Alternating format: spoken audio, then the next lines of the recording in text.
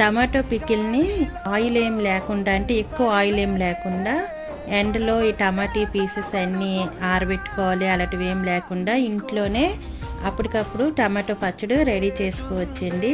ఇంట్లో స్టోర్ చేసుకుంటే 1 మంత్ వరకు ఉంటుంది, బయట అయితే 15 డేస్ వరకు ఉంటుంది. తడి స్పూన్లు అలాంటివి ఏం పెట్టకూడదు, అలాగైతే పాడైపోద్ది కదా. మొత్తం క్లియర్గా వీడియోలో ట్యాగ్ చేసి చూడండి. చాలా అంటే చాలా టేస్ట్గా ఉంటుందండి పికిలు. ఈ టమాటో పికిలు రైస్లోకి, టిఫిన్స్లోకి చాలా బాగుంటుంది. ఒకసారి చెయ్యండి. ఇది వీడియోని ట్యాగ్ చేసాను, క్లియర్గా ఉంటుంది.